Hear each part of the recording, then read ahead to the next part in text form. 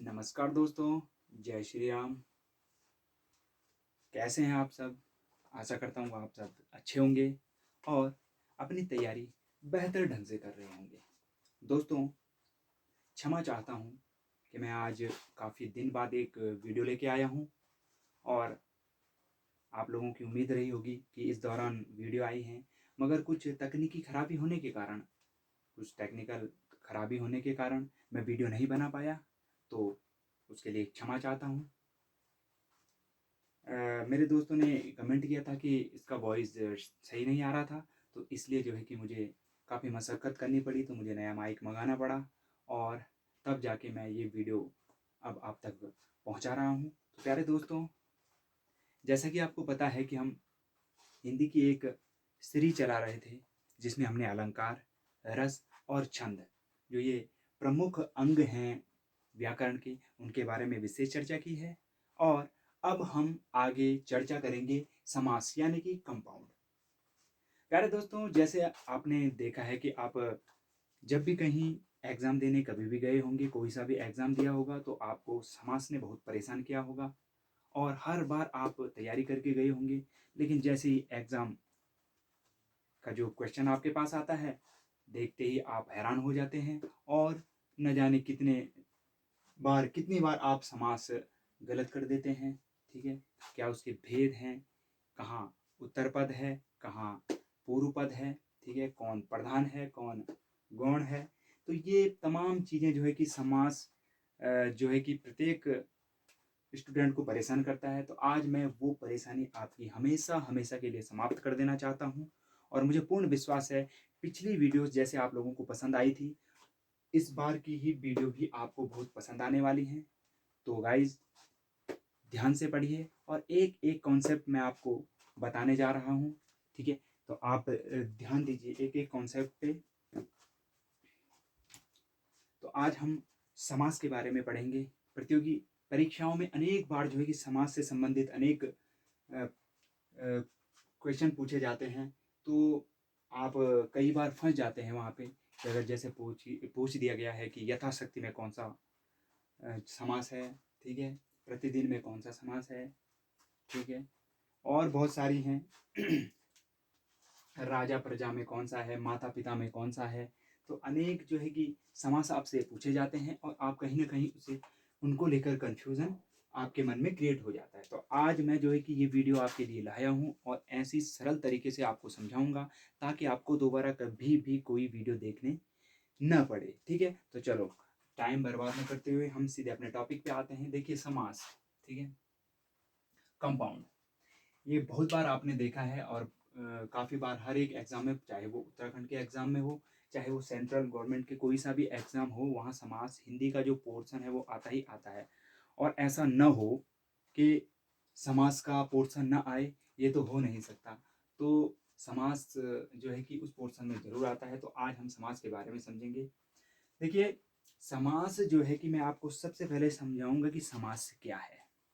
समास का अर्थ होता है संक्षेप करना, यानी कि छोटा करना समास। जैसे हमने अलंकार में पढ़ा था कि भाई वो काव्य की शोभा बढ़ाता है नहीं? छंद में हमने पढ़ा था कि ये क्या है, काव्य के निर्णायक जो है कि तत्व होते हैं, ठीक है, व्याकरणिक दृष्टि से, है नहीं? और रस में हमने पढ़ा था कि यार रस, अगर किसी काव्य में रस ही ना हो तो वो काव्य ही नहीं रहता है, ठीक है? भाई बिना मनोभावों के कोई काव्य हो ही नहीं सकता, है नहीं? वहीं जो है कि समास, समास क्या होता है कि उसे छोटा कर देता है। अब वो चाहे काव्य रसमय हो, चाहे वो अलंकार से युक्त हो, लेकिन वो समास क्या कर देता है, उसमें क्या कर देता है, उसे छोटा कर देता है। चाहे वो गद्य हो, चाहे काव्य हो। तो समास में जो है कि संक्षिप्त करना। सपोज आप कोई कहानी पढ़ रहे हैं, ठीक है? कोई बुक उठाई आपने, प्रेमचंद की, जैसे आपने फटे जूते पढ़े, ठीक है?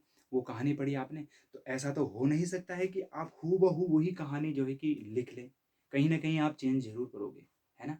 कहीं न कहीं आप कहीं न कहीं भूल जाओगे, यानी कि आप उसे संक्षेप में देना, सारांश रूप में देना प्रस्तुत करोगे, है ना? पूरी बुक तो आप लिख नहीं सकते हो। तो यही समास का काम होता है कि समास क्या है कि संक्षेप करना, छोटा करना, किसी भी जो है कि प्रसारित जो होने वाली प्रसार है, जो फैलाव है, उसे क्या कर देता है, कम कर देता है। ठीक है। यानी कि जो शब्द हैं या जो पद हैं उनमें जो लोप है, जो शब्द ऐसे हैं उनका, कुछ ऐसे शब्द हैं जिनका क्या हो जाता है, लोप, यानी कि गायब हो जाते हैं, छिप जाते हैं, तो वो क्या होता है, समास होता है। ठीक है। अब समास को समझने के लिए मैंने आपको अच्छा सा उदाहरण समझाया कि समास का अर्थ होता है संक्षेप, छोटा करना। ठीक है। तो ये है कि समास का संक्षेप अर्थ है, क्या है, संक्षेप करना। ठीक है। यानी कि छोटा करना, किसी भी हिस्से को कम करना। ठीक है। अब परिभाषा पे आ जाते हैं भाई। ठीक है। दो या दो से अधिक शब्द या पद मिलकर जो है कि क्या, समास बनाते हैं, सार्थक शब्द बनाते हैं। ठीक है। सार्थक शब्द, अब देखिए सार्थक शब्द क्या होता है। देखो, सार्थक शब्द यानी कि जिसका अर्थ सही हो या जिसमें अर्थ छिपा हुआ हो। ठीक है। अब कोई भी एक ऐसा उटपटांग शब्द बोल दो, ठीक है, या कह दो कि जिसका कोई अर्थ ही ना हो। ठीक है। जैसे कुछ भी कह दो, मुंगार, है ना। अब मुंगार का कोई अर्थ ही नहीं है। ठीक है। तो ये क्या है, सार्थक है ही नहीं। अब जैसे हमने कहा प्रतिदिन, भाई वो सार्थक है, प्रति माने एक एक, और दिन दिन, मतलब एक एक दिन। ठीक है। यानी कि प्रत्येक दिन, है ना। तो ये सार्थक शब्द है। ठीक है। तो ये क्या है, सार्थक शब्द है। तो समास क्या है, दो या दो से अधिक जो है कि सार्थक शब्दों से मिलकर बना हुआ है। ठीक है। शब्द भी कह सकते हैं, पद भी कह सकते हैं। ठीक है। अब आगे आ जाए कि समास क्या है। समास के दो महत्वपूर्ण पद होते हैं भाई। ठीक है। समास को समझने के लिए हमें पहले उसके पदों को समझना बहुत जरूरी है। सपोज एक पद है क्या, प्रतिदिन या यथाशक्ति। ठीक है। तो ये जो है कि दो शब्दों से मिलकर बना है। ठीक है। क्या, एक प्रति है और एक दिन है। ठीक है। दो शब्दों से मिलकर बना है। लेकिन समास में क्या होता है, एक जो है पहला पद होता है और एक दूसरा पद होता है। ठीक है। पहला पद है उसे पूर्व पद भी कहा जाता है। ठीक है। और दूसरे पद को उत्तर पद भी कहा जाता है। यानी कि पहला पद क्या होता है, समस्त पद का जो पहला प्रारंभिक आगे वाला पद होता है वो क्या कहलाता है, पूर्व पद कहलाता है। और समस्त पद का जो पिछला भाग होता है वो क्या कहलाता है, उत्तर पद कहलाता है। और ये दोनों मिलकर क्या बना देते हैं, एक समस्त पद बना देते हैं, जिसे हम क्या कहते हैं, समास का समस्त पद कहते हैं। और ये ही समस्त पद जब दो भागों में विभक्त हो जाता है तो वो समास विग्रह कहलाता है। ठीक है भाई। अभी आप संधि में भी पढ़ोगे भाई, है ना, कि संधि क्या है, दो या दो शब्दों का मेल है। ठीक है। संधि विच्छेद क्या है, जब एक सार्थक शब्द टूट कर जो है कि दो भागों में विभक्त हो जाता है तो वहां पे संधि विच्छेद हो जाता है। वही समास के साथ है कि दो सार्थक शब्दों से मिलकर क्या बनता है, दो सार्थक शब्दों से मिलकर क्या बनता है, समास बनता है। और दो जो कि वर्णों से मिलकर क्या बनती है, संधि बनती है। ठीक है ना। और दो वर्णों से मिलकर जो शब्द बनते हैं वो संधि कहलाते हैं, और दो शब्दों से मिलकर जो पद बनता है वो समास कहलाता है। ठीक है। तो समस्त पद मैंने बता दिया। पद क्या है, पद क्या है, दो हैं। एक वो है पहला पद, पूर्व पद कहा जाता है। ठीक है। और दूसरा क्या है, उत्तर पद कहा जाता है। ठीक है। जब दोनों पद एक साथ मिल जाते हैं तो वो क्या, समस्त पद कहलाते हैं। उदाहरण के लिए मैंने आपको बताया प्रतिदिन, ऐसे ही चौराहा, भाई ये सार्थक शब्द है ना, सार्थक शब्द है, यानी कि इनके अंदर अर्थ निहित है। इसको अगर हम अलग अलग भी करें तो ये निरर्थ नहीं होगा, निरर्थक नहीं होंगे, ये क्या है, सार्थक ही होंगे। ठीक है। जैसे सीताराम है, इसमें सीता भी है, राम भी है। चौराहा है, इसमें चार भी है और राह भी है। प्रतिदिन, इसमें प्रति भी है और दिन भी है। तो यानी कि कहने का तात्पर्य ये है कि सार्थक शब्द मिलकर क्या बनाते हैं, समास बनाते हैं। यदि आप कोई निरर्थक शब्द है, जिस शब्द का कोई अर्थ ना हो, तो वहाँ पे क्या हो, वहाँ पे क्या होता है, समास हो ही नहीं सकता है। ठीक है। यहाँ तक डाउट क्लियर। हाँ, मैंने क्या बताया कि समास को समझने के लिए आपको पहला पद और दूसरा पद समझना बहुत जरूरी है। इसमें क्या है, पहला पद कौन सा है, प्रतिदिन में क्या था, पहला पद प्रति है, क्योंकि प्रति का, प्रति देखो प्रतिदिन भी होता है, प्रतिवर्ष भी होता है, प्रति घंटा भी हो सकता है। यानी कि ये क्या है, प्रति है। ठीक है। इसका क्या है, सार्थक अर्थ है। और दिन, ये तो है ही, दिन का आपको पता है, डे है। ठीक है। और प्रतिवर्ष अगर हम कहें तो वर्ष को आपको पता है, ईयर है। ठीक है। ऐसे ही चौराहा है, चौराहा है, इसमें चार है। चौराहा का मतलब, या चौका, पता लग रहा है कि इसमें क्या, चार का संकेत किया गया है। ठीक है। तो इसीलिए ये क्या है, चौराहा है। ठीक है। अब यहाँ पे क्या है, सीताराम है, भाई यहाँ पे भी सीताराम है, सीता तो सीता है, माता है, इसलिए राम क्या है, हमारे क्या है, भगवान है। ठीक है। वहीं देखो, मैंने समस्त पद आपसे क्या कहा है, समस्त पद समास से अलग होना समस्त पद कहलाता है। देखो समस्त पद कैसे बना, जब दो या दो से अधिक पद मिलकर जब एक पद बना दिए तो समास बन गया, क्या समास बन गया, ठीक है। तो वो क्या है, समस्त पद है भाई। अब समास विग्रह क्या है, जब समस्त पद, देखो समस्त पद कौन सा हो गया, ये पूरा पद क्या है, समस्त पद है, ठीक है। ये इसका प्रथम पद है, ये इसका दूसरा पद है, ठीक है। तो ये प्रथम पूर्व पद हो गया, ये क्या हो गया, उत्तर पद हो गया, ठीक है। तो ये दोनों मिलकर क्या बना देते हैं, समस्त पद बना देते हैं। अब समास विग्रह क्या है, जब समस्त पद, ठीक है, खंडित होकर दो अलग अलग भागों में विभक्त हो जाता है तो वो क्या है, समास विग्रह कहलाता है, ठीक है। जब वो खंडों में विभक्त हो जाए, जब समस्त पद खंडों में विभक्त हो, जैसे संधि विच्छेद में भी ऐसा ही होता है कि संधि जब दो खंडों में विभक्त हो जाती है तो वहां पे विच्छेद हो जाता है, क्या है, तो दो अलग अलग क्या बन जाते हैं, शब्द बन जाते हैं, तो वहां पे क्या है, संधि विच्छेद। और यहाँ पे क्या है, जब समस्त पद दो अलग अलग पदों में विभक्त हो जाता है, अलग अलग अर्थ प्रकट करने लग जाता है, तो वहां पे क्या है, समस्त पद कहलाता है, ठीक है। अब एक और आता है, इसमें अवयव आता है भाई, अवयव या अविकारी शब्द भी कह सकते हैं, ठीक है, अवयव, ठीक है।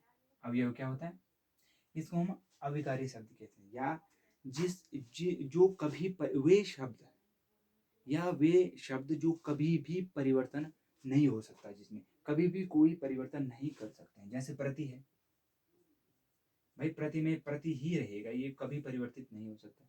दिन को हम चेंज कर सकते हैं, डे है, दिन है, और दिवस भी लिख सकते हैं, लेकिन प्रति को हम प्रति ही रहने दें। जैसे यथा है, अब यथा है तो यथा यथा यथा संभव होता है, ये जैसे यथा संभव, संभव के स्थान पे हम शक्ति भी कर सकते, लेकिन हम क्या कर सकते हैं, ये जो शब्द का है इनको हम क्या कर सकते हैं, चेंज कर ही नहीं सकते, तो ये क्या, अविकारी शब्द कहलाते हैं या अव्यय कहलाते हैं, जिनके रूप परिवर्तन, हम जिनका रूप परिवर्तन कर ही नहीं सकते हैं, यानी कि जिन शब्दों को हम परिवर्तित नहीं कर सकते हैं, वे क्या कहलाते हैं, अवयव, या क्या कहलाते हैं, अवयव शब्द कहलाते हैं, ठीक है, या अविकारी शब्द कहलाते हैं। अब आ जाइए, अब हम इतना तो हमने समझ लिया है, ठीक है, कि दो या दो से अधिक शब्द या पद मिलकर सार्थक शब्द बनाते हैं, और वही सार्थक शब्द क्या कहलाते हैं, समास कहलाते हैं, ठीक है। समास के दो पद महत्वपूर्ण है, एक मैंने आपको पहला बताया जिसे हम पूर्व पद कहते हैं, और दूसरा हमने बताया क्या, उत्तर पद, जिसे हम दूसरा पद कहते हैं, ठीक है। दोनों जब एक दूसरे से मिल जाते हैं तो वो क्या, समस्त पद बना देते हैं, और जब समस्त पद अपने अलग भाग में टूट जाता है तो उसे समास विग्रह कहते हैं, ठीक है। समास विग्रह उदाहरण, प्रतिदिन, प्रतिदिन एक समस्त पद है, अगर हम इसे अलग अलग डिवाइड करते हैं तो इसमें क्या है, प्रति अलग हो जाता है और दिन अलग हो जाता है। यहाँ प्रति क्या है, अवयव है या अविकारी शब्द है, और अवयव और दिन क्या है, एक साधारण शब्द है। वैसे ही चौराहा, वैसे ही सीताराम, ठीक है। अब समास विग्रह मैंने आपको बता दिया है कि समस्त पद जब दो भागों में विभक्त हो जाता है तो वो क्या कहलाता है, समास विग्रह कहलाता है। अवयव क्या है, जिसके रूप में हम कभी परिवर्तन नहीं कर सकते हैं, वो क्या है, अवयव कहलाते हैं, ठीक है। अब आगे आ जाइए कि समास के भेद कितने हैं भाई।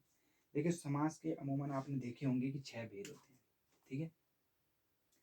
अवयवी भाव, ठीक है, सबसे पहला हम पढ़ेंगे अवयवी भाव, ठीक है, कि अवयवी भाव क्या होता है। देखो, इतना तो आपको डाउट क्लियर हो गया है, अब हम अवयवी भाव पढ़ेंगे, ठीक है। अवयवी भाव में देखो क्या होता है, सबसे पहले इसका जो है कि पूर्व पद क्या होता है, प्रधान होता है, और अवयव होता है। अवयव मैंने आपको क्या बताया है, जिसके रूप में कभी परिवर्तन नहीं हो सकता, तो वो क्या है, पूर्व पद है, ठीक है। इसका पूर्व पद, जैसे हमने कौन सा उदाहरण लिया था, हमने प्रतिदिन का उदाहरण लिया था, ठीक है।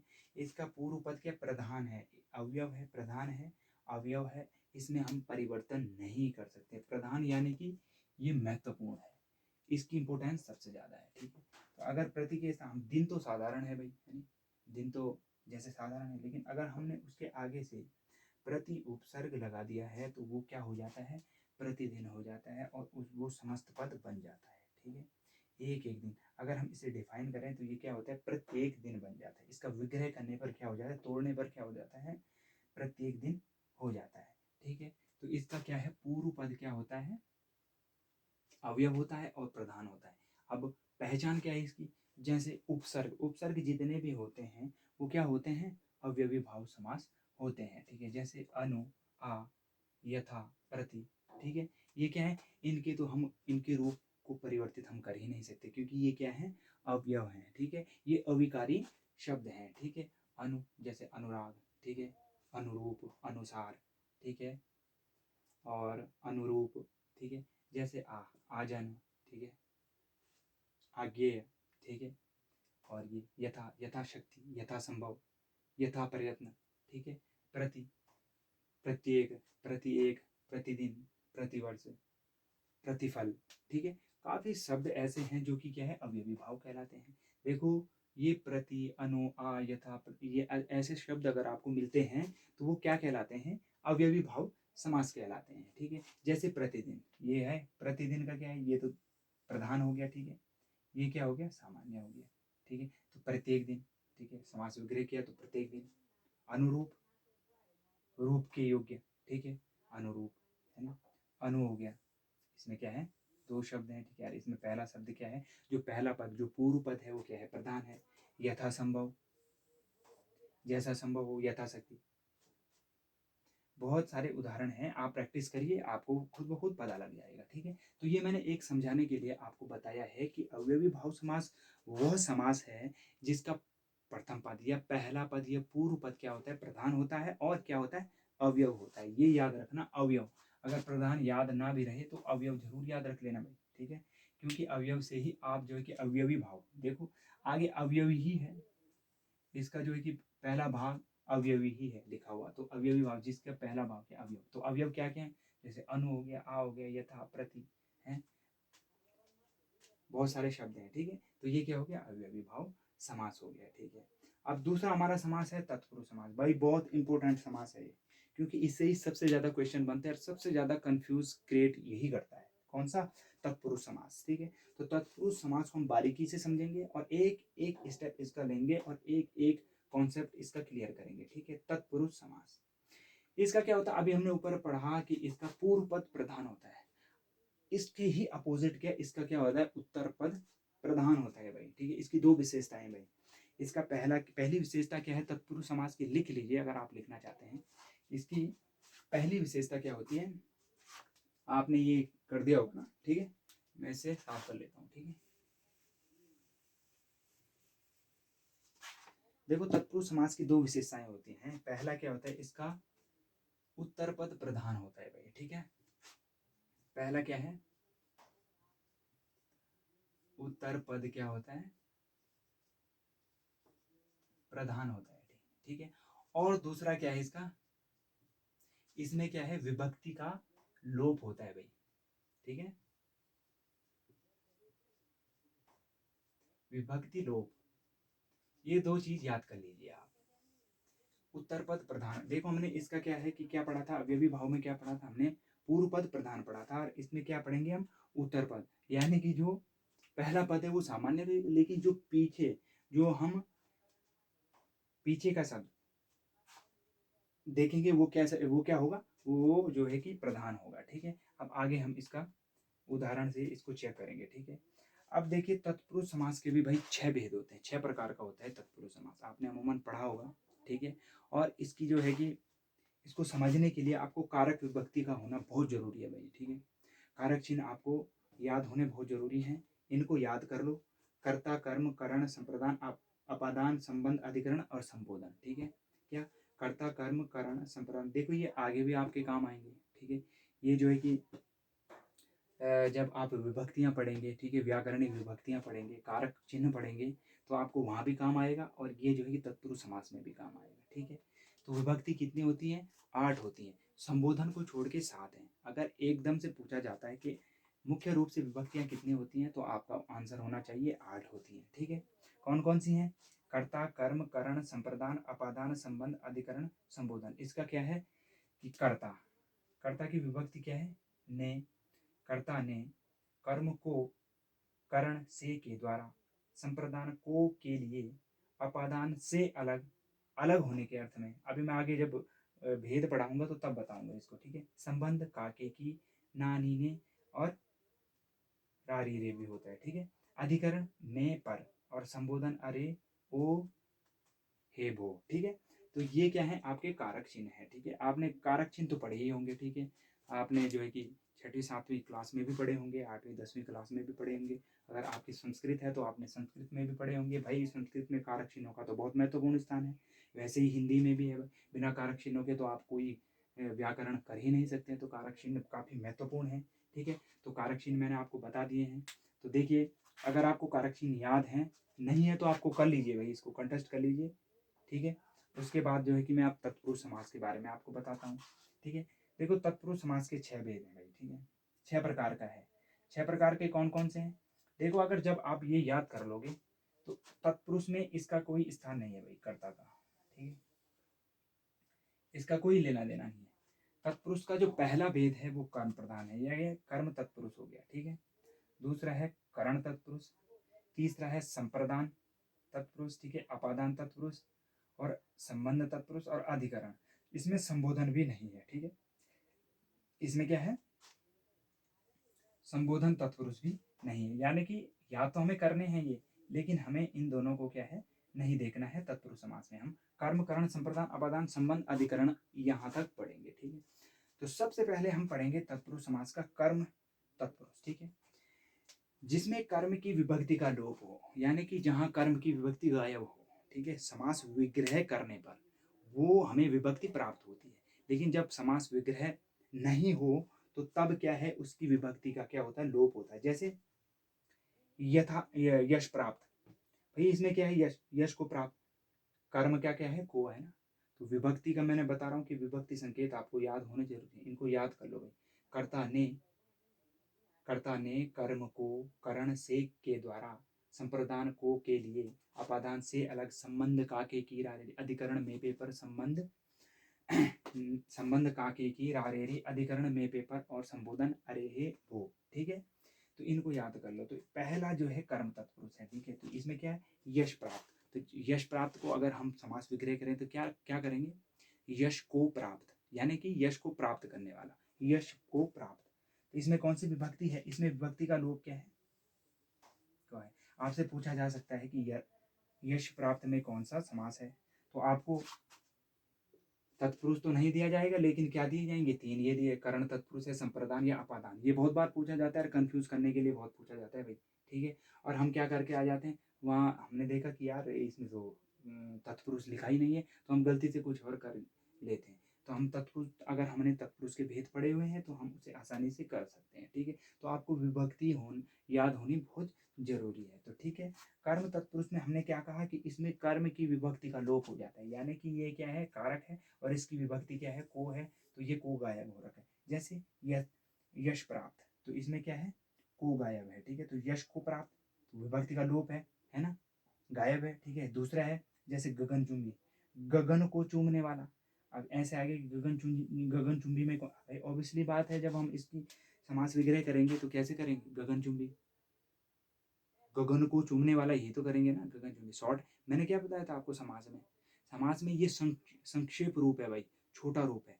अब जब हम इसे बड़ा करेंगे तो इसका विस्तृत रूप क्या है, सामने आएगा, और क्या आएगा, जैसे गगनचुंबी, ये क्या है, संक्षेप है, समास है। लेकिन हम जब इसका विग्रह कर लेंगे तो ये क्या कहलाएगा, गगन को चूमने वाला। तो यहाँ पे क्या है, कारक विभक्ति कौन सी है, कर्म है, तो ये क्या है, को क्या है, गायब है, इसका लोप है, तो यहाँ पे क्या है, कर्म तत्पुरुष है। ठीक है, यहाँ तक डाउट क्लियर है ना। आगे हम अब दूसरा करेंगे, करण तत्पुरुष। मैं इसे थोड़ा साफ कर लेता हूँ। ठीक है,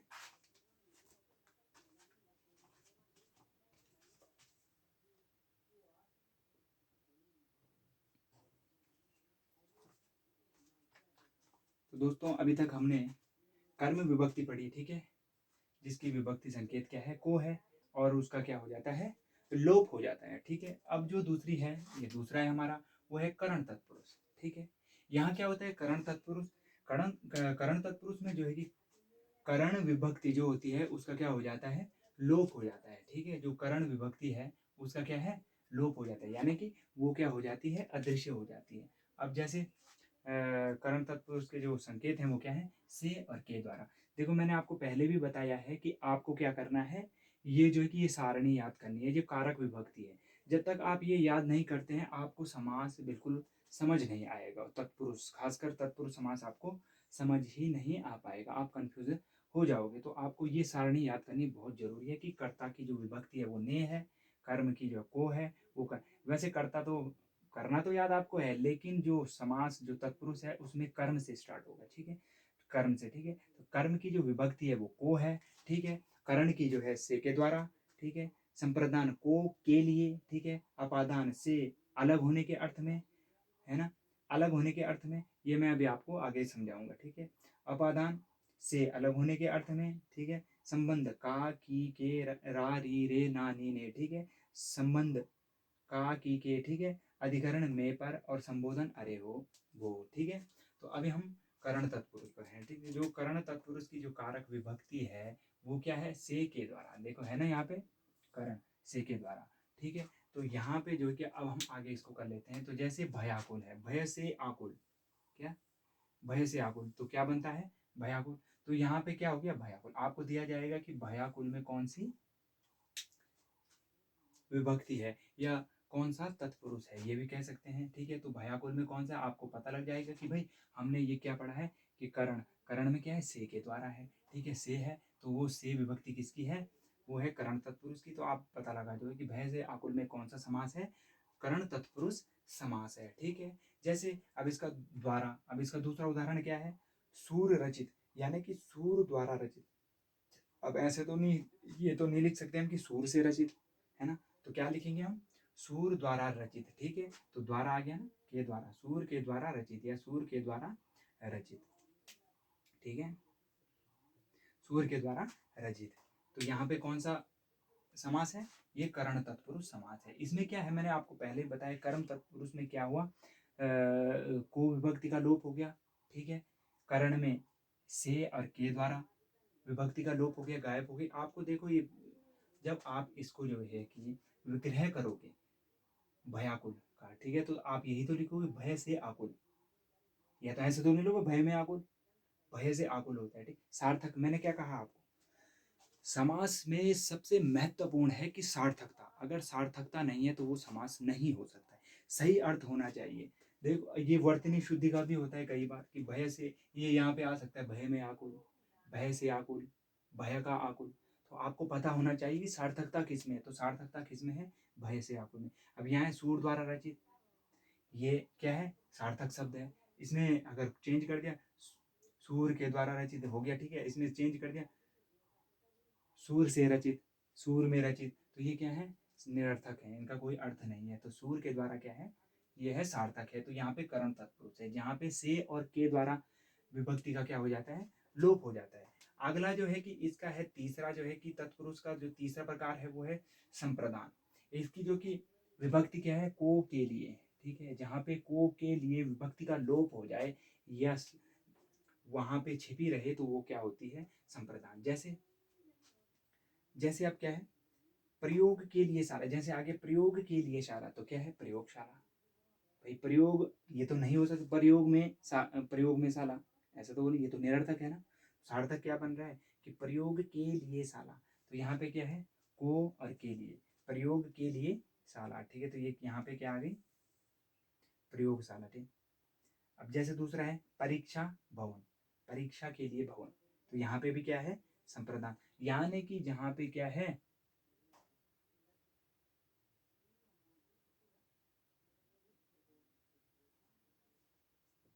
जहाँ पे क्या है, संप्रदान क्या है, संप्रदान कारक में क्या है, जहाँ पे जो है कि को के लिए विभक्ति का जो है कि लोप हो जाता है, वहां पे क्या होता है, संप्रदान तत्पुरुष होता है। मैंने आपको बता दिया, विभक्ति याद कर लो भाई, जब तक आप ये याद नहीं करते हैं तब तक आपको तत्पुरुष जो है कि समाज समझ में नहीं आ सकता है। तो आपको याद करना बहुत जरूरी है, चाहे आप उसमें 10 मिनट लगाएं, 20 मिनट लगाएं, एक दिन लगाएं, 2 दिन लगाएं, लेकिन वो सारणी याद होनी बहुत जरूरी है। बिना उसके आप तत्पुरुष पढ़ ही नहीं सकते। कोई भी, कोई भी जो है कि वीडियो देख लें आप, अगर आप कारक विभक्ति अगर आपको याद है तो आपको वीडियो देखने की भी जरूरत नहीं है। मैंने आपको बताया है ना कि आप अगर एक बार मेरी वीडियो देखेंगे आपको दोबारा कोई भी वीडियो देखने की जरूरत नहीं है। तो इसीलिए बता रहा हूँ कि कारक विभक्ति याद कर लीजिए आज के बाद, फिर आपको मेरी वीडियो देखने की भी जरूरत नहीं है, ठीक है, ये वाली, ठीक है। तो क्या है, संप्रदान तत्पुरुष है, ठीक है। तो संप्रदान में क्या, को के लिए, ठीक है। अपादान का क्या है, अपादान से अलग, देखो अपादान कारक विभक्ति का यहाँ लोप हो जाता है, यहाँ क्या, अपादान से अलग। अब यहाँ पे देखो, यहाँ पे भी था से और यहाँ पे भी था से, तो इन दोनों में बहुत ज़्यादा कंफ्यूज क्रिएट करता है और हम डेफिनेटली क्या गलत करके आते हैं भाई, ठीक है। आज मैं आपको इसी का जो है कि कन्फ्यूज़न दूर करने आया हूँ। देखो यहाँ पे क्या था, करण से के द्वारा, यहाँ पे एक साधारण शब्द है, ठीक है। इसमें क्या है, सीधे साधारण है कि भय से आकुल, ठीक है, सूर द्वारा रचित, सूर से या सूर या भय से आकुल है, ठीक है। यहाँ पे ये क्या है, साधारण शब्द है भाई, ठीक है। और यहाँ पे क्या है, अन्य से हीन, यानी कि यहाँ पे क्या हो रहा है, अलगाव हो रहा है, वो दूर हो रहा है उस चीज से, उस चीज से क्या हो रहा है, दूर हो रहा है, यानी कि वो चीज कम हो रही है, या जहाँ पे कमी हो या जहाँ पे वृद्धि हो, ठीक है। यहाँ पे जो चीज दूर हो रही हो, ठीक है, अलग, जैसे पेड़ से पत्ते गिरते हैं, ठीक है। यहाँ पे क्या है, यहाँ पे भी जो संप्रदान क्या है, ये अपादान क्या है, तत्पुरुष है, ठीक है। क्योंकि यहाँ अलगाव की स्थिति है, यहाँ पे पहले ही लिखा है मैंने अलग होने के अर्थ में, जहाँ पे आपको लगे कि क्या विभक्ति में अलगाव आ रहा है, ठीक है। ये पथ भ्रष्ट, पथ से भ्रष्ट, तो इसमें भी क्या है, इसमें भी जो है कि अपादान तत्पुरुष है, क्योंकि अलग होने के अर्थ में है। जैसे उऋण, ये ऋण से मुक्त, यानी कि दूर हो गया, वो ऋण था उस पर लेकिन वो मुक्त हो गया, उससे दूर हो चुका है, तो वहाँ क्या है, ऋण मुक्त है। समझ में आया ना। जहाँ पे सीधे डायरेक्ट लिख लो आपकी, जहाँ पे सीधे अलगाव की स्थिति आए वहाँ पे अपादान तत्पुरुष है भाई, ठीक है। वहाँ पे क्या तत्पुरुष है, अपादान तत्पुरुष है। और नॉर्मल अगर आपसे पूछा जाए, जैसे भयाकुल, ठीक है, जैसे भयाकुल हो गया, तो उसमें क्या है, भय से आकुल, ठीक है। अब आज, अब आ जाओ आगे, देखो यहाँ तक कॉन्सेप्ट क्लियर। अब आ जाइए संबंध तत्पुरुष, ठीक है। अब यहाँ पे क्या है कि जहाँ पर संबंध कारक की विभक्ति का लोप हो जाए, कारक विभक्ति बहुत मेन है भाई, बहुत इंपॉर्टेंट है भाई। संबंध का की के, यानी कि का भी लोप हो, की के भी लोप हो, और के का भी लोप हो, ठीक है। अब देखिए उदाहरण समझिए, ठीक है। संबंध में संबंध कारक विभक्ति का लोप हो जाता है भाई, ठीक है। जैसे राजा का पुत्र, क्या है, राजपुत्र, भाई राजा का पुत्र ही तो होगा, राजपुत्र, राजा में पुत्र तो नहीं होगा, राजा से पुत्र भी नहीं होगा, सार्थक शब्द क्या है, राजा का पुत्र है भाई, ठीक है। तो यहाँ कौ विभक्ति का लोप हो गया तो राजपुत्र है, इसमें क्या है, कौ विभक्ति छिपी हुई है। अब दूसरा है राजा, क्या, राजा की आज्ञा भाई, तो इसमें की भी की का लोप हो रखा है, ठीक है। तो यहाँ पे क्या है, राजा की आज्ञा है, तो यहाँ पे क्या, संबंध तत्पुरुष है, संबंध काके की, ठीक है। अब क्या है, पराधीन या पर के अधीन, मतलब दूसरे के अधीन या पर के अधीन, की विभक्ति का लोप हो गया है, तो यहाँ पे क्या बन गया, पराधीन बन गया, ठीक है।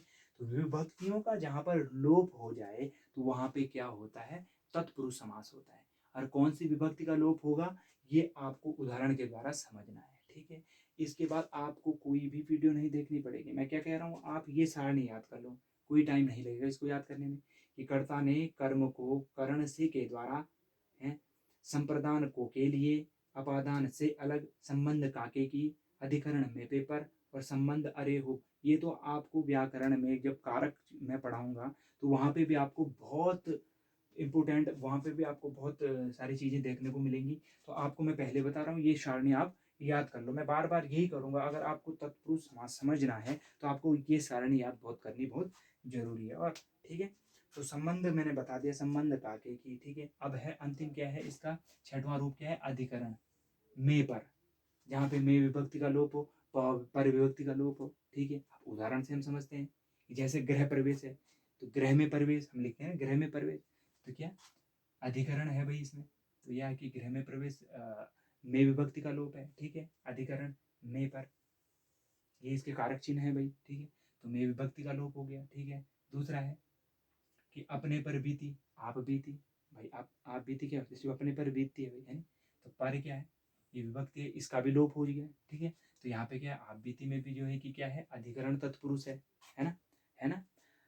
तो देखिए जहाँ पे विभक्ति का लोप हो रहा है, ठीक है, तो वहाँ पे क्या है, तत्पुरुष समास है। अब जैसे आगे एक और उदाहरण देखो, पुरुषों में उत्तम क्या है भाई, पुरुषोत्तम है, में विभक्ति का लोप है, ठीक है। लोक में प्रिय, भाई जो लोक में प्रिय हो वो क्या है, लोकप्रिय है। तो ठीक है, तत्पुरुष समास काफी महत्वपूर्ण है भाई परीक्षा की दृष्टि से, और सबसे ज्यादा यही पूछा जाने वाला है। और कंफ्यूज किस में करता है, एक वो करण तत्पुरुष में, और दूसरा अपादान तत्पुरुष में, इसमें क्योंकि से है और इसमें भी से है। याद ये रखना है आपको कि जो अपादान तत्पुरुष है उसमें अलगाव की स्थिति होती है भाई, ठीक है। उसमें क्या होता है, अलगाव, जैसे पेड़ से धन से हीन, ठीक है, और जो है कि अन्न से हीन, ऋण से मुक्त, जहाँ पे अलगाव की स्थिति हो, ठीक है, कहीं दूर जा रहा हो, किसी छुटकारा पा रहा हो, तो वहाँ पे क्या होता है, अपादान तत्पुरुष होता है, और करण तत्पुरुष में क्या है, जो साधारण, जैसे भय से आकुल, ठीक है, भयाकुल, है ना, ठीक है।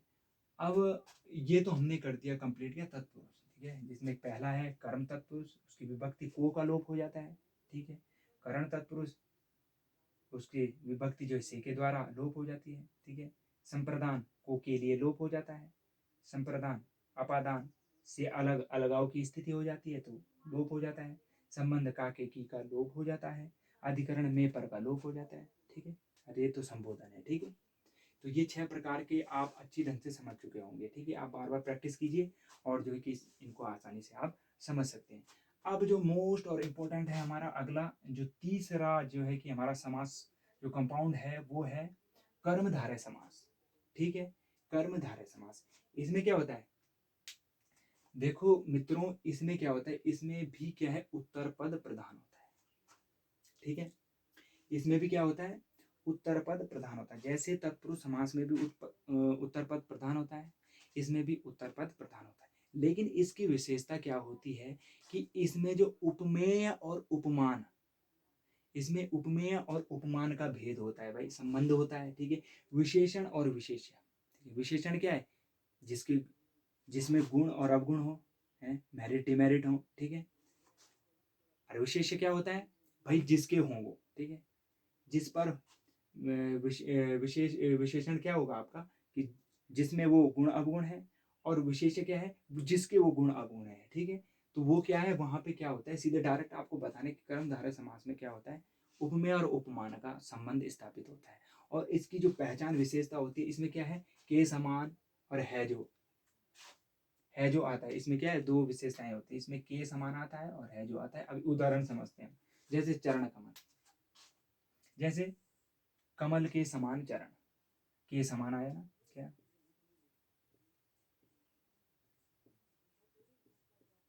कमल के समान चरण, यहाँ क्या आ गया, के समान आ गया, ठीक है जो लाल मणि, लाल है जो मणि, ठीक है, लाल है जो मणि, तो क्या है जो, तो इसमें क्या परमानंद, ठीक है, परम है जो आनंद, यानी कि परमानंद, ठीक है, परम है जो आनंद, जो परम है जो आनंद, वो क्या है, परमानंद है, ठीक है। तो यहाँ पे क्या है, विशेषण और विशेष्य का, ठीक है, परम है जो आनंद। देखो यहाँ पे मैंने क्या बताया, तो आपको मैंने उपमेय और उपमान, जब हम अलंकार पढ़ रहे थे तो वहां पे मैंने आपको उपमेय और उपमान बताया। उपमेय क्या होता है, जिसकी तुलना की जाती है, उपमेय है, ठीक है। और उपमान क्या होता है, जिससे हम तुलना करते हैं, ठीक है। जैसे हमने क्या कहा था, चरण हमने कहा था मुख चंद्रमा के समान सुंदर है, ठीक है। मुख की तुलना किससे की हमने, चंद्रमा से, तो यहाँ मुख उपमेय हो गया, ठीक है, और चंद्रमा क्या है, उसका उपमान हो गया, ठीक है। तो यहाँ क्या है, चरण कमल या चरण के समान कमल, यहाँ चरण क्या हो गया भाई, उपमेय है, ठीक है। और कमल क्या है, उपमान है भाई, जिसकी संज्ञा दी जा रही है, जिसका उपमान दिया जा रहा है, तो वो क्या है, कमल है, ठीक है। तो चरणों के समान या चरण के समान कमल, या चरणों के समान कमल, या कमल के समान, माफ करना, चरण, ठीक है। लाल मणि, लाल है जो मणि, ठीक है। अब लाल मणि में विशेषण विशेष है भाई, अब मणि क्या है, इसमें विशेषण है, अरे लाल क्या है, अब लाल क्या है, इसमें विशेष है, तो इसमें जो है विशेषण और विशेष्य, और जो है कि क्या है, उपमेय और उपमान का क्या है, संबंध स्थापित हो रहा है, ठीक है। परमानंद, परम है जो आनंद, ठीक है, आनंद तो है पर लेकिन कैसा है, परम है, यानी कि विशेषता बता रहा है भाई, विशेषण है, बढ़ा चढ़ाकर बहुत ज्यादा, ठीक है। परम है जो आनंद, आनंद तो है लेकिन कैसा है, परम है, विशेषण है, विशेष्य है, ठीक है। तो यहाँ पे क्या है, कर्मधारा में इसका जो है कि क्या होता है, उत्तर पद प्रधान होता है, ठीक है। उत्तर पद, जैसे कमल, ये तो पता, चरण तो है पर लेकिन प्रधान क्या है, कमल, कमल प्रधानता है कि कमल क्या होते हैं, कोमल होते हैं, ठीक है। चरण कैसे उसके, कोमल है, कमल के समान है, सुंदर है, ठीक है। लाल मणि, भाई लाल तो है पर लेकिन कौन है, मणि, मणि नाम जब आ जाएगा तो क्या है, मणि तो मणि है भाई, विशेषता है भाई, तो इसमें क्या है, प्रधानता है, ठीक है। परमानंद, परम तो है पर कैसा है, आनंद है, ठीक है। तो यहाँ पे क्या है, हमारा क्या है, कर्मधारय समास है। अब जो चौथा महत्वपूर्ण समास है हमारा, वो है बहुव्रीहि समास। बहुव्रीहि समास में कोई भी पद प्रधान नहीं होता है भाई, ठीक है। बहुव्रीहि समास में कोई भी पद क्या है, प्रधान नहीं होता है, यानी कि जो समस्त पद होता है वो किसी तीसरे को संकेत करता है, यानी कि जो तीसरा अर्थ है उसका, या जो तीसरा शब्द है उसकी ओर क्या कर देता है, संकेत कर देता है बहुव्रीहि में भाई। ध्यान देना है कि इसका कोई भी पद प्रधान नहीं होता है, ठीक है। कोई भी पद प्रधान नहीं होता है, लेकिन जो समस्त पद होता है वो किसी तीसरे की ओर क्या करता है, विग्रह करने पर, समास विग्रह करने पर वो किसी तीसरे को क्या संकेत करता है। अब देखिए क्या है, जैसे अभी इसका कोई भी पद प्रधान नहीं होता है और समस्त पद अपने अर्थ को प्रकट न करते हुए किसी तीसरे की ओर संकेत करता है ना, यानी कि वो खुद का अर्थ प्रकट नहीं करता, बल्कि उसका विग्रह करने पर हमें क्या लगता है, तीसरा अर्थ कोई प्रकट हो जाता है। जैसे लंबोदर, अब जैसे हम क्या इसका विग्रह कर लेंगे, लंबा है उधर जिसका, लंबा है उधर जिसका, अब भाई किसका, कोई तो होगा, ऐसा तो है नहीं। लंबा अगर इसमें भी, और अभी मैं इसमें भी आपको कंफ्यूजन होगा कि कर्म धारय में, क्योंकि यहाँ पे लंबा है जो उधर, तो यहाँ पे क्या हो गया, कर्म धारय समास हो गया। और यहाँ पे क्या है, लंबा है उधर जिसका, अभी मैं दोनों का कंफ्यूजन क्रिएट जो हो रहा है आपको, तो वो कंफ्यूजन पहले हम इसको समझ लेते हैं, ठीक है। लंबोदर, लंबा है उधर जिसका, अब किसका भाई, गणेश, गणेश भगवान के लिए कहा गया है, तो ये तीसरा अर्थ क्या है, तीसरा संकेत कहा गया। लेकिन अगर अगर ये लंबा है उधर जिसका, ठीक है, ये तीसरे की ओर संकेत है, तो गणेश भगवान जी के लिए कहा गया है। लेकिन अगर वो ये कर दे कि लंबा है जो उधर, है जो उधर, बताया था ना, है जो, ये दो याद कर लेना। अगर है जो उधर आ गया तो आपका डायरेक्ट उत्तर होगा कर्मधारय है। लेकिन लंबा है उधर जिसका और तीसरे की ओर संकेत हो रहा है, तो वहां पे क्या है, कर्मधारय। क्लियर हो गया। अगर डायरेक्ट अगर आपसे पूछा जाता है कि लंबोदर, तो आपका आंसर क्या होना चाहिए, बहुव्रीहि होना चाहिए। लंबोदर किसके लिए प्रयोग करते हैं हम, गणेश भगवान के लिए करते हैं ना, तो आपका आंसर क्या होना चाहिए। लेकिन अगर वो विग्रह करके देता है क्या, कि लंबा है जो उधर, तो तब आपका आंसर क्या होगा, कर्मधारय समास होगा। और अगर दोनों दिए जाते हैं तो आपका आंसर क्या होगा, बहुव्रीहि होगा, ठीक है जी। बस यही है कि समास विग्रह करने पर आपको क्या मिल रहा है, ठीक है। अब जैसे चक्र पाणी, चक्र है पाणी में जिसके, अब क्या है, किसके, विष्णु भगवान जी के भाई, श्री कृष्ण भगवान जी के। चक्र है पाणी में, चक्र है हाथ में, उंगली में या हाथ में जिनके, ठीक है। महावीर, महान है जो वीर भाई, महान है जो वीर कौन है, हनुमान जी है भाई, ठीक है। महावीर तो उन्हीं के लिए प्रयोग किया जाता है, तो तीसरा शब्द निकल रहा है, ठीक है। तो वो क्या है, महावीर है ना। तो यहाँ तक क्लियर हो गया। जैसे नीलकंठ, नीला है जो कंठ, अगर नीलकंठ, अब आता है कि नीलकंठ में कौन सा समास है भाई। अगर नीलकंठ डायरेक्ट दे रहा है कि नीलकंठ, तो आपका सीधा आएगा क्या, बहुव्रीहि समास भाई। लेकिन अगर वो वो करके समास विग्रह करके दे रहा है कि नीला है कंठ जिसका, तो यहाँ पे बहुव्रीहि समास आ जाएगा। लेकिन अगर वो कह रहा है कि नीला है जो कंठ, समास विग्रह आ गया कि नीला है जो कंठ, तो वहां पे क्या है, कर्मधारय समास आ जाएगा। Doubt clear. समास विग्रह पे ध्यान देना भाई। और अगर डायरेक्ट दिया जाता है तो आपका बहुव्रीहि समास होगा भाई, ठीक है। हाँ, और विशेषता मैंने आपको इसकी बताई है कर्मधारय की, इसमें क्या है, उपमेय उपमान। अब नीलकंठ में क्या है, नीला है जो कंठ, उपमेय भी है उपमान भी है। नीला है जो कंठ उपमेय भी है उपमान भी है, और क्या है, कर्मधारय में क्या है, उपमेय है और उपमान है। और नीलकंठ में अगर आएगा तो वो क्या है, आपका बहुव्रीहि समास है। लेकिन अगर वो समास विग्रह करके दे रहा है और उसमें है जो आता है, तो कर्मधारय है। और डायरेक्ट आ गया है नीला है कंठ जिसका, तो वो क्या हो जाएगा, कौन है, शिव भगवान जी हैं, तो वो क्या है, बहुव्रीहि समास है, ठीक है। ये हो गया क्लियर। अब हमारे दो दो समास और हैं, ठीक है, उन्हें हम आसानी से समझ लेते हैं, ठीक है। एक है द्वंद्व, एक है द्विगु समास। ठीक है। पांचवा क्या है?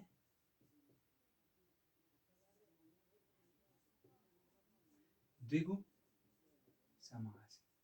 भाई डायरेक्ट है कि ये क्या होता है, संख्यावाची होता है भाई।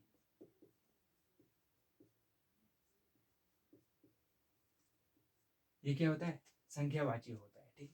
और क्या करता है, इससे क्या है, समूह का ज्ञान होता है। पहला है संख्यावाची होता है, और दूसरा क्या है, समूह का ज्ञान होता है भाई, ठीक है। उदाहरण जैसे चौराहा, तो क्या है, चार राहों का समूह। तो ये क्या है, द्विगु समास है, क्योंकि इसमें क्या कर रहे हैं हम, समूह का ज्ञान हो रहा है। और पहला शब्द जो क्या क्या है, वो क्या है, संख्यावाची है भाई। पहला वर्ण क्या है, संख्यावाची है। जैसे और चतुर्भुज,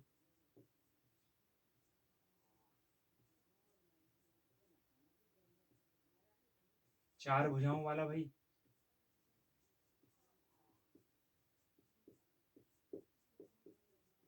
ठीक है, तो इसमें क्या है, चतुर्भुज में क्या है, द्विगु समास है, क्योंकि क्या संख्यावाची है। ठीक है, पंचानन,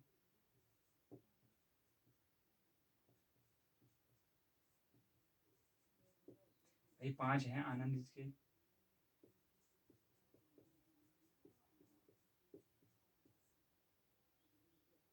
पांच आनंद है, ठीक है। तो यह है पंचानन हो गया, ठीक है। और षटकोण हो गया, त्रिभुज हो गया, चतुर्भुज हो गया। तो जो संख्यावाची होते हैं और जिनसे समूहों का ज्ञान होता है, तो वहां पे क्या होते हैं, वहां पे द्विगु समास होता है, ठीक है। ध्यान रखना भाई, बस संख्यावाची ये उतना टफ है नहीं, आपको संख्यावाची कहीं पे मिल जाता है, तो वहां पे डायरेक्ट लिख लेना कि आप द्विगु समास है। अब आता है हमारा द्वंद्व समास, ठीक है।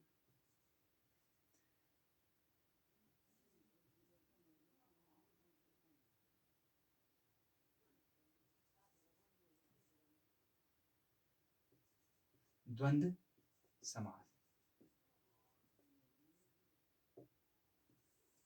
द्वंद्व समास में क्या होता है, द्वंद्व मतलब, द्वंद्व भाई दो लोगों के बीच ही तो होता है द्वंद्व, एक पक्ष और एक विपक्ष, ठीक है। एक पक्ष और एक विपक्ष, या फिर द्वंद्व, द्वंद्व युद्ध भी होता है भाई, है नहीं। रेसलिंग आपने देखी होगी, दो लोगों के बीच होती है, ठीक है। तो द्वंद्व का मतलब होता है दो लोगों के बीच होता है। तो उसमें क्या है, जैसे इसकी पहली विशेषता है कि इसमें क्या होता है, योजक चिन्ह होता है भाई।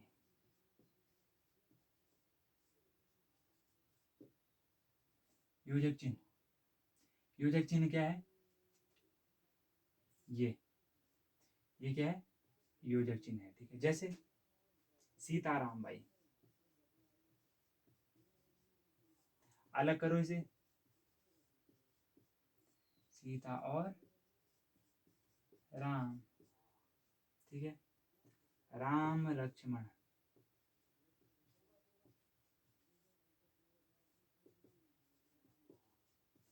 राम और लक्ष्मण, बार बार, चलिए तो रहने दो, ठीक है। राम और लक्ष्मण, और क्या, माता पिता,